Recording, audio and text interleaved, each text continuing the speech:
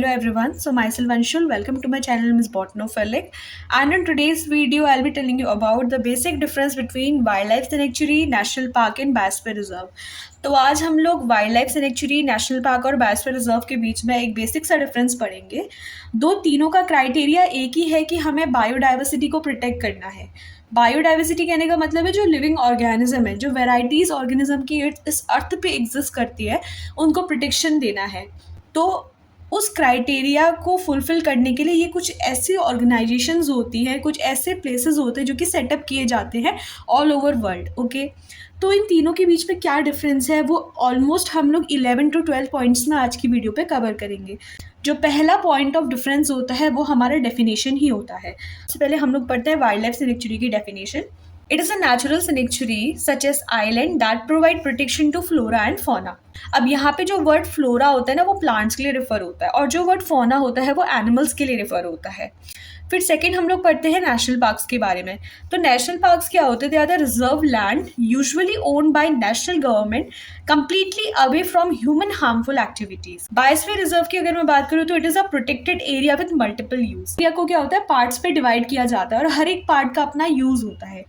तो इस चीज़ को हम बोलते हैं बायोस्फीयर रिजर्व। बायोस्फीयर रिजर्व पे मैंने एक लेंदी वीडियो भी बनाई है जहाँ पे मैंने आपको different type of biosphere reserve के बारे में बताया, जो कि ऑलमोस्ट 18 होते हैं। तो आप नेम आप याद करना चाहते हो तो उसके लिए मैंने एक ट्रिक बताई है उस वीडियो पे, आप लोग जाके चेक कर सकते हो। अब तीनों के बीच में हम लोग डिफरेंस स्टार्ट करते हैं। अब पहला पॉइंट ऑफ डिफरेंस जो आता है वो होता है डेफिनेशन। डेफिनेशन जो मैंने आपको एग्जैक्ट ऊपर बताई वही डेफिनेशन आपको तीनों पे यहाँ पे एक्सप्लेन करनी है। सेकंड पॉइंट जो हम यहाँ पे लिखेंगे वो होता है प्रोटेक्शन बाय IUCN। सो IUCN की जो बेसिक फुल फॉर्म होती है वो होता है international union for conservation of nature and natural resource. तो ये जो प्रोटेक्शन है IUCN के द्वारा नेशनल पार्क को डेजिग्नेट किया है as category number 2 protection. Wildlife sanctuary को बोला जाता है कैटेगरी नंबर 4 प्रोटेक्शन। और अगर हम बायोस्फीयर रिजर्व के बारे में कहेंगे तो बायोस्फीयर रिजर्व को जो प्रोटेक्शन होती है वो उतनी IUCN से कंसर्न नहीं होती है, वो प्रोटेक्शन प्रोवाइड करता है यूनेस्को। ओके, और 1971 पे जनरली ये प्रोग्राम इंडिया पे लाया गया था बायोस्फीयर रिजर्व का। ये सेटअप किसने किया था? Under the MAB programme. MAB का मतलब होता है मैन एंड बायोस्फीयर रिजर्व। तो ये मैप एंड बायोस्फीयर रिजर्व क्या करता है? ये कंट्रोल करता है बायोस्फीयर रिजर्व्स को, मतलब बायोस्फीयर रिजर्व्स इनके अंडर वर्क करेगा रादर देन IUCN। IUCN की जो कैटेगरी डेजिग्नेट होती है, मतलब किस कैटेगरी की प्रोटेक्शन उसको दी जाएगी। थर्ड पॉइंट आता है जोनेशन। देखो, जोनेशन मतलब होता है कि जोन्स पे डिवाइड करना चीज़ों को, मतलब पार्ट्स पे डिवाइड करना। जो नेशनल पार्क होता है ना उसमें जो फ्लोरा और फौना को प्रोटेक्शन प्रोवाइड कर रही है वो हर जगह प्रेजेंट है। मतलब कि एक पर्टिकुलर एरिया जिसको हमने बोला कि एक नेशनल पार्क है, वहाँ पे हर जगह हर एक पॉइंट पे आपको कोई ना कोई डाइवर्सिटी दिखेगी और उस डाइवर्सिटी को हर जगह पे प्रोटेक्शन प्रोवाइड की जा रही होगी। तो फ्लोरा फौना एकदम नॉर्मली जिसको हम बोलते हैं ना वो स्प्रेड रहता है हर जगह पे। वाइल्ड लाइफ सेंचुरी की जो कैटेगरी होती है उसमें भी ये सिचुएशन सेम देखी जाती है कि जो फ्लोरा और फौना होता है दे आर स्प्रेडेड एवरीवेयर। लेकिन अगर हम बायोस्फीयर रिजर्व्स के बारे में बोलेंगे तो यहाँ पे जोनेशन देखने को मिलता है। मतलब 3 जोन्स होते हैं, एक होता है कोर जोन, बफर जोन और ट्रांजिशन जोन। तो कोर जोन अगर मैं सिंपल मैनर पे बोलूँ तो अंदर वाला जोन होता है, यानी कि ऐसा जोन जहाँ पे ह्यूमन एक्टिविटी बिल्कुल भी अलाउ नहीं की जाती है। बहुत ज़्यादा प्रोटेक्टेड जोन होता है और यहाँ पे फ्लोरा और फौना को प्रोटेक्शन प्रोवाइड की जाती है। अगर मैं एक चीज़ बोलूँ तो नेशनल पार्क और वाइल्ड लाइफ सेंचुरी में ऐसा था कि फ्लोरा फौना को हर जगह प्रोटेक्शन मिलती थी, वो पूरा ऑल ओवर एरिया स्प्रेडेड थे। लेकिन बायोस्फीयर रिजर्व पे जो कोर जोन है वहीं पर जनरली फ्लोरा फौना को एक ऐसी हाई लेवल की प्रोटेक्शन प्रोवाइड की जाती है कि जो ह्यूमन एक्टिविटीज़ होती है लाइक पोचिंग, डिफॉरेस्टेशन, इनसे बिल्कुल यहाँ पे एक्टिविटीज़ होने के चांसेस ही नहीं होते हैं बिल्कुल। ओके, सेकेंड जोन हमारी बफर जोन आती है। बफर जोन एक ऐसी जोन होती है जहाँ पे क्या होता है कि साइंटिफिक एक्टिविटीज़ चलती है। ओके, और लास्ट जो हमारी जोन होती है वो मैनिपुलेशन या फिर ट्रांजिशन जोन होती है। ट्रांजिशन जोन ऐसी जोन होती है जहाँ पे ट्राइबल कम्युनिटीज़ रहती है और यहाँ पे ह्यूमन एक्टिविटीज़ अलाउ की जाती है। नेक्स्ट आ जाता है हमारा रिस्ट्रिक्शन। देखो, नेशनल पार्क अगर आप यहाँ पे कैटेगरी के हिसाब से देखो तो कैटेगरी 2 यानी कि जितनी कम कैटेगरी होगी ना उसको उतनी ज़्यादा हाई लेवल की प्रोटेक्शन प्रोवाइड करवाई जाती है। तो नेशनल पार्क क्या होते हैं? They are very highly restricted. बहुत ज़्यादा रिस्ट्रिक्शन होती है यहाँ पे। ह्यूमन की अनवांटेड एक्टिविटीज़ या नॉर्मल जो इंटरवेंशन होता है ह्यूमन का बिल्कुल भी अलाउड नहीं होता है। Wild life sanctuary normal public के लिए ओपन रहती है और काफ़ी लेस रिस्ट्रिक्टेड होती है। इस कहने का मतलब ये नहीं कि पोचिंग और डिफॉरेस्टेशन बिल्कुल हाई लेवल पे चल रहा है, ऐसा नहीं होता है। लेकिन जो रिस्ट्रिक्शन है वो नेशनल पार्क से बिल्कुल कम होती है। बायोस्फीयर रिजर्व के लिए रिस्ट्रिक्शन के बारे में बोलेंगे तो जो कोर जोन होता है, मतलब अंदर की तरफ जो जोन प्रेजेंट रहता है, वो हाईली रिस्ट्रिक्टेड होता है। वहाँ ह्यूमन एक्टिविटीज़ बिल्कुल भी नहीं होती है। लेकिन जो बाहर वाला जोन होता है, ट्रांजिशन जोन, वहाँ पे हमारी नॉर्मल ह्यूमन एक्टिविटीज़ चलती रहती है, बिकॉज वहाँ पे ट्राइबल कम्युनिटीज़ होती है जो कि अपने पर्टिकुलर डिस्ट्रॉयड जितना भी हैबिटेट होता है उसको वो रीस्टैब्लिश करवाने की कोशिश करते हैं एग्रीकल्चर एक्टिविटीज़ के थ्रू, फिशिंग के थ्रू। आफ्टर रिस्ट्रिक्शन जो आप नेक्स्ट डिफरेंस लिखोगे वो है पब्लिक अवेलेबिलिटी या फिर ह्यूमन एक्टिविटी। तो पब्लिक अवेलेबिलिटी या फिर ह्यूमन एक्टिविटी की अगर हम बात करेंगे तो नेशनल पार्क में बिल्कुल ना के बराबर होती है, यानी कि not open. It is not open to general public. General public के लिए ये बिल्कुल भी ओपन नहीं रहता है। अगर हम नेक्स्ट बोले वाइल्ड लाइफ सेंचुरी के बारे में बोलेंगे तो जनरल पब्लिक के लिए हमारा ओपन रहता है। बायोस्फीयर रिजर्व की अगर हम बात करेंगे तो सिर्फ और सिर्फ ट्रांजिशन जोन में ही नॉर्मल जो पब्लिक एक्टिविटीज़ होती है वो अलाउड की जाती है। After this we have the protection. किस चीज़ को प्रोटेक्शन प्रोवाइड करवाई जाती है? नेशनल पार्क में फ्लोरा फौना के साथ साथ लैंडस्केप और हिस्टोरिकल ऑब्जेक्ट को भी प्रोटेक्शन प्रोवाइड करवाई जाती है। तो ये चीज़ बहुत इंपॉर्टेंट है, आप ये चीज़ ध्यान में रखना कि जो नेशनल पार्क है वहाँ पे हाई लेवल की सिक्योरिटी होती है। फ्लोरा फौना को तो प्रोटेक्ट कर रहे हैं, लेकिन उसके साथ साथ हिस्टोरिकल जो ऑब्जेक्ट्स हैं और जो लैंडस्केप है उसको भी प्रोटेक्शन प्रोवाइड करवाई जाती है। जो वाइल्ड लाइफ सेंचुरी होती है वहाँ पे फ्लोरा फौना और सिर्फ इंसेक्ट को प्रोटेक्शन प्रोवाइड कराई जाती है। और जो बायोस्फीयर रिजर्व होता है वहाँ पे बायोडाइवर्सिटी ऑफ डेजिग्नेटेड एरिया, मतलब जितने भी जो भी पर्टिकुलर एरिया डेजिग्नेट की जाती है उसमें जितना भी बायोडाइवर्सिटी होती है उस पूरी बायोडाइवर्सिटी को प्रोटेक्ट करने की एक कोशिश रहती है बायोस्फीयर रिजर्व में। After this we have the gene pool conservation. Gene pool कहने का मतलब है जो जेनेटिक, एक ऑर्गेनिज्म का जो जेनेटिक कंस्टिट्यूएंट है, पर्टिकुलर एरिया में कितने टाइप के ऑर्गेनिज्म रहते हैं, क्या उनका जीन पूल है, उसको कंजर्वेशन की अगर हम थिंकिंग के बारे में बोले तो नेशनल पार्क में कोई भी एज सच हमारा कंसर्न नहीं रहता है जीन पूल को कंजर्व करने का, क्योंकि वहाँ पे क्राइटेरिया ऐसा रहता है, चाहे हम वाइल्ड लाइफ के बारे में बोले या फिर नेशनल पार्क के बारे में बोले, कि हमें ऑर्गेनिज्म को उसके नेचुरल हैबिटेट पे बस प्रोटेक्ट करना है, चाहे वो ऑर्गेनिज्म कोई भी हो चलेगा, हमें बस उसको प्रोटेक्शन प्रोवाइड करवानी है। अगर वो एंडेंजर्ड लिस्ट में है, अगर वो एक्सटिंक्शन की कैटेगरी पे पहुंच चुका है तो हमें उसको प्रोटेक्शन प्रोवाइड करवानी है। ये एक बेसिक सी थिंकिंग रहती है नेशनल पार्क और वाइल्ड लाइफ सेंचुरी की। लेकिन अगर हम बायोस्फीयर रिजर्व के बारे में बोले तो जीन पूल कंजर्वेशन पे बहुत ज़्यादा फोकस रहता है बायोस्फीयर रिजर्व का।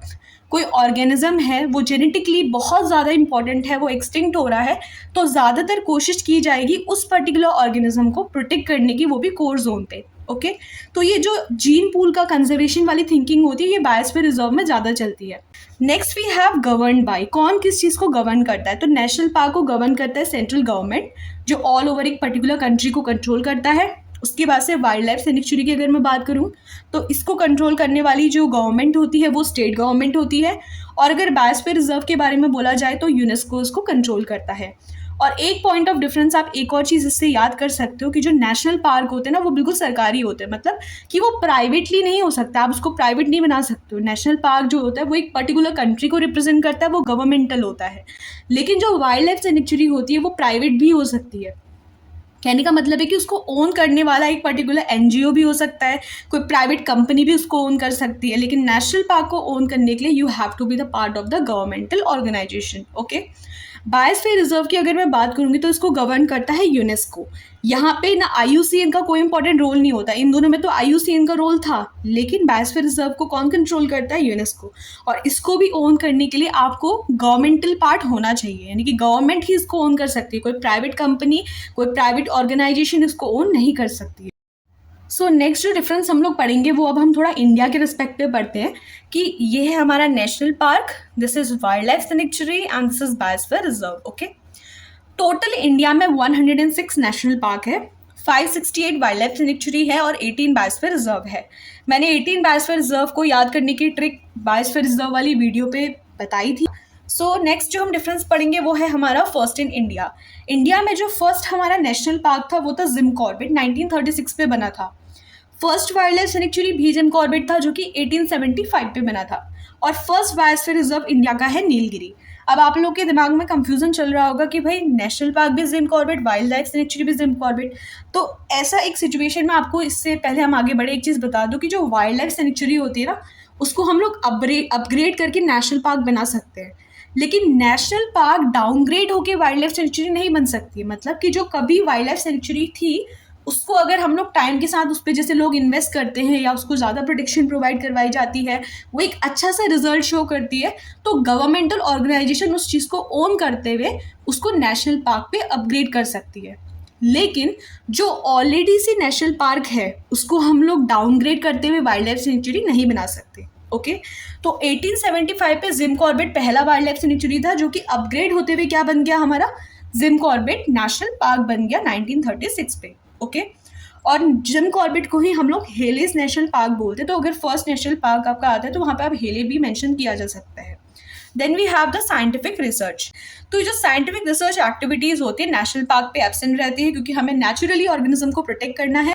वाइल्ड लाइफ सेंचुरी पे भी सिचुएशन सेम है। यहाँ पे जो हमारा साइंटिफिक एक्टिविटीज होती है वो लैक करती है, लेकिन जो साइंटिफिक एक्टिविटीज़ होती है बायोस्फीयर रिजर्व पे प्रेजेंट रहती है और बिल्कुल मैनेजमेंट के साथ वो चलती है। ये नहीं कि साइंटिफिक एक्टिविटी अलाउ कर दी है तो कोई भी क्रिमिनल या फिर इलीगल वर्क चल रहा है, ऐसा नहीं होता है। Then we have the total area.